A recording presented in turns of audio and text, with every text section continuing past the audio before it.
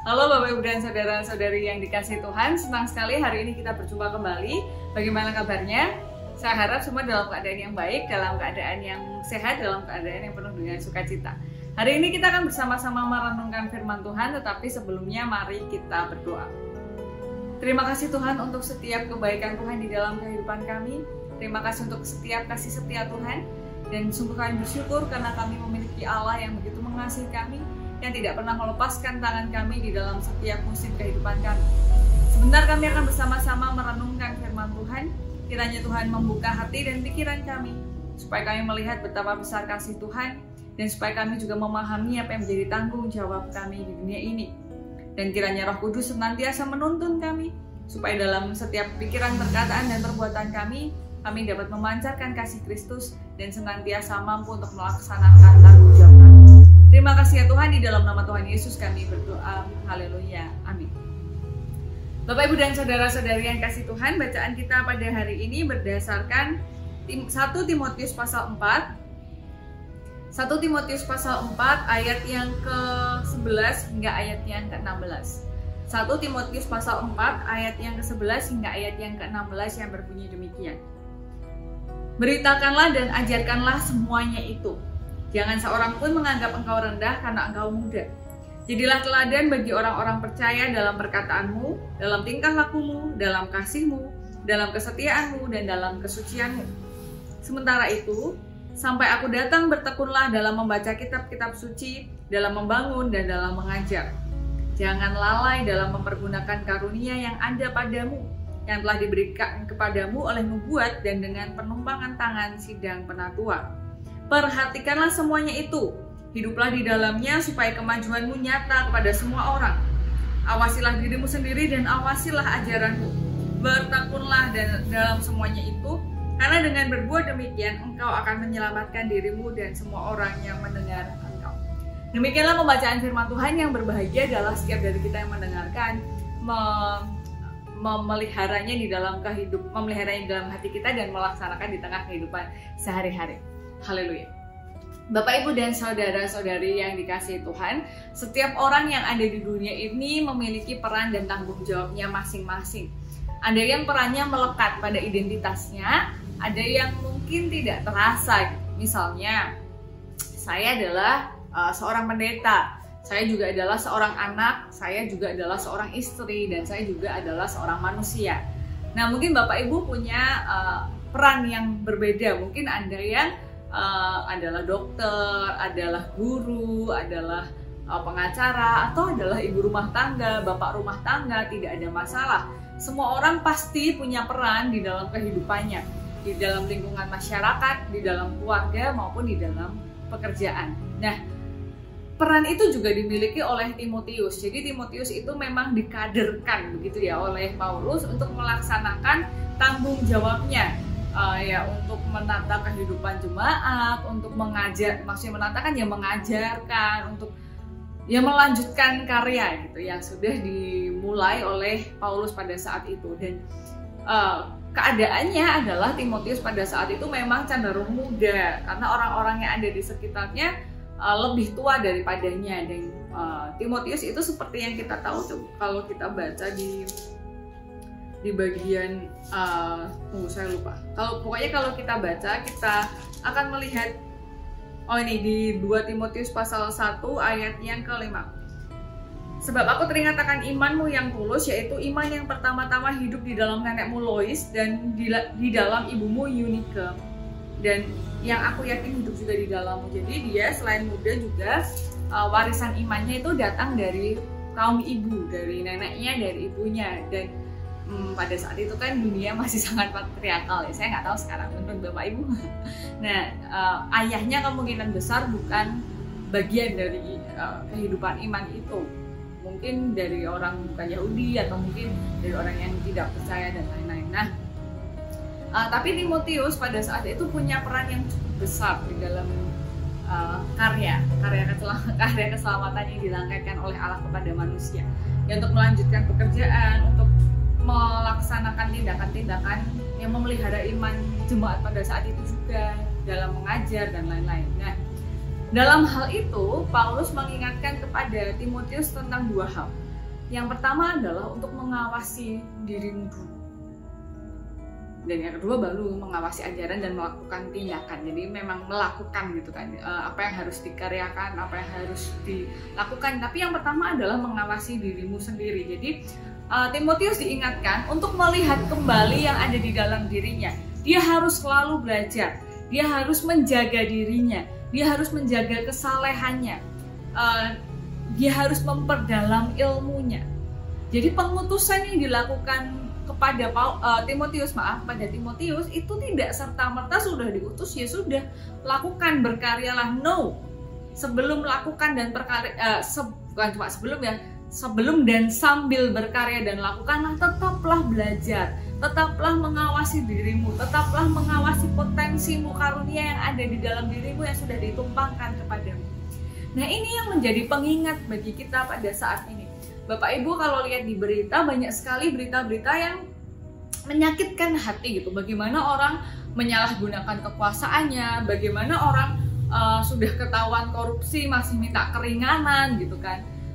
Bahkan di berita yang berikutnya malah ada orang karena nggak punya uang lalu nyuri kayu manis, jadi kayu manis di hutan lindung, lalu dia dituntut denda sekitar 3,5 miliar hingga penjara 5 tahun gitu kan. Dan ada hal-hal yang kok orang gitu banget sih kerja gitu. Padahal apakah ketika orang mencoba untuk mendapatkan peran itu dan lain-lain, belum tentu gitu dia punya motivasi yang seburuk itu. Mungkin dia motivasi mula-mulanya adalah baik. Maka dari itu kita diingatkan, Timotius dan kita semua diingatkan untuk awasi dulu diri kita, belajar terus. Misalnya ibu-ibu yang jadi ibu rumah tangga, kalau mengingat gitu ya di awal-awal, ini nggak bisa disamaratakan, belum tentu semua ibu-ibu rumah tangga melakukan hal itu ya.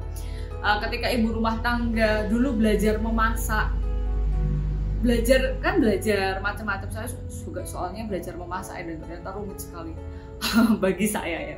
Mungkin yang gemar memasak mungkin merasa itu hal yang menyenangkan. Nah, orang dulu beli buku resep, baca resep, atau telepon orang tuanya atau telepon orang-orang tanya gitu, belajar, mencoba berinovasi gitu kan, masaknya lucu-lucu, ya macam-macam gitu kan. Nah, atau ketika mau menjadi ibu, jadi mau punya anak gitu, kadang kan orang tua awal itu belajar dulu, banyak yang dipelajari gitu supaya nanti bisa jadi ibu yang baik misalnya begitu. Nah, seiring berjalannya waktu kadang kita lupa untuk belajar. Jadi misalnya dulu mau jadi dokter belajar tiap hari sampai nggak tidur, waktu jadi mahasiswa, waktu koas juga nggak tidur, waktu jadi dokter awal masih ada buku diletakkan di mejanya untuk tetap menunjukkan kepada pasiennya bahwa ini ada kok di buku begini begitu gitu. Tapi lama-lama jadi kayak ya sudah gitu misalnya. Atau dulunya mau jadi pegawai pemerintahan belajar buat tes, kan susah ya tesnya. Ini kan lagi musim tes CPNS juga kan. Belajar terus punya idealisme yang beragam. Atau ketika mau masuk ya apapun lah pekerjaannya itu kan persiapan. Apapun perannya bukan hanya pekerjaannya, kayak mahasiswa misalnya.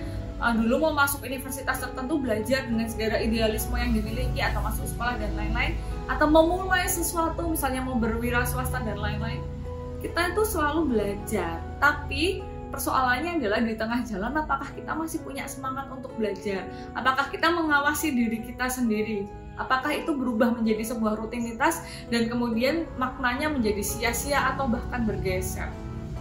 Nah, malah bahkan ya bergeser atau bahkan menjadi sia-sia gitu, kebalik.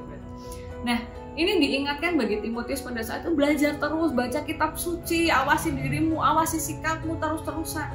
Kalau kita kerja juga belajar terus dan awasi apakah motivasi kerja saya sudah bergeser, apakah manusia dan Tuhan sudah saya abaikan demi uang, apakah Tuhan dan manusia sudah saya abaikan demi jabatan, apakah Tuhan dan manusia sudah saya abaikan untuk kepentingan saya sendiri. Awasi diri dulu. Itu yang pertama. Yang kedua baru lakukanlah.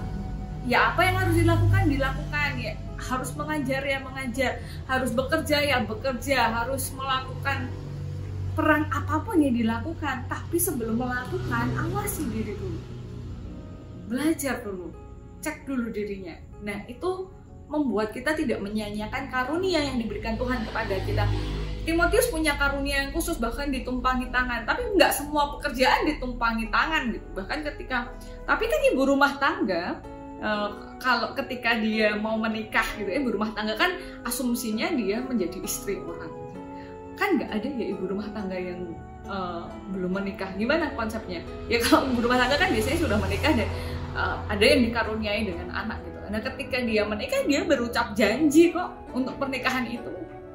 Bapak Ibu yang nikah kan ucap janji di hadapan Tuhan dan di hadapan yang hadir pada saat ini, ya kan?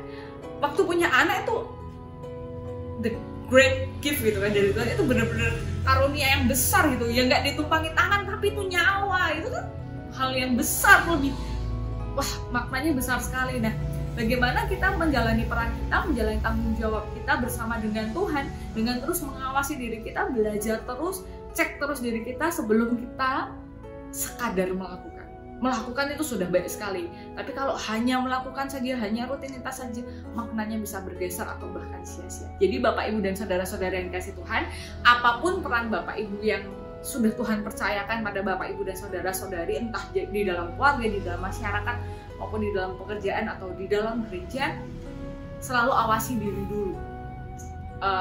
Di dalam melaksanakan semuanya itu, belajar terus, cek terus, ya jangan bosan, karena ya memang waktu itu Timotius muda, tapi kan ya nggak berarti cuma orang muda yang boleh belajar, semuanya pasti boleh belajar. Amin. Mari kita berdoa. Terima kasih Tuhan untuk setiap kesempatan dan anugerah yang Tuhan berikan di dalam kehidupan kami. Sungguh kami bersyukur untuk setiap tanggung jawab, untuk setiap peran yang Tuhan limpahkan kepada kami. Dan kiranya Tuhan berikan kemampuan bagi kami untuk tidak hanya melakukan apa yang menjadi tugas dan panggilan kami, melainkan Tuhan berikan kemampuan bagi kami untuk juga mengawasi diri kami, untuk terus belajar, untuk terus bertumbuh bersama dengan Tuhan. Kami berdoa juga untuk saudara-saudari kami yang masih bergumul untuk menghadapi pandemi COVID-19 ini, baik yang sedang bergumul di rumah sakit karena sakit di tubuhnya. Kiranya Tuhan sembuhkan mereka, Tuhan berikan pemulihan kesehatan melalui setiap obat, melalui setiap istirahat maupun perawatan medis. Dan kiranya Tuhan juga sertai setiap keluarga yang dalam tangisnya berdoa, yang dalam lelahnya berdoa untuk pemulihan orang-orang yang dikasihi. Kiranya Tuhan merangkul mereka, memberikan mereka kekuatan. Dan bagi mereka yang sedang mengalami jalan buntu karena kondisi ekonominya, kiranya Tuhan berikan jalan keluar bagi mereka, Tuhan berikan kemampuan bagi mereka untuk bekerja atau untuk mengupayakan sesuatu supaya mereka tidak menjadi putus asa di dalam hidupnya. Dan bagi mereka yang saat ini sedang mengalami kebingungan karena tidak bisa berjumpa dengan orang-orang yang dikasihi, kiranya Tuhan yang merangkul mereka supaya mereka tidak menjadi kesepian di dalam kesendirian mereka. Ampuni kami Tuhan jika di dalam jalani kehidupan ini kami mengabaikan apa yang menjadi tanggung jawab kami bersama dengan Tuhan. Maka dari itu kiranya Tuhan hadir berjalan bersama kami menghadapi setiap musim kehidupan ini. Di dalam nama Tuhan Yesus kami berdoa, kami memohon dan mengucap syukur. Haleluya. Amin. Ya Bapak Ibu, demikian yang dapat saya sampaikan. Kiranya dapat menjadi hal yang baik. Sampai jumpa di pertemuan yang berikutnya. Tetap jaga kesehatan, tetap taati protokol kesehatan. Kalau ada kesempatan vaksin, mari vaksin. Yang sudah vaksin ya tetap jaga kesehatan, jangan abai. Tetap saling mengasihi, tetap saling menopang satu sama lain. Tuhan Yesus memberkati. Sampai jumpa.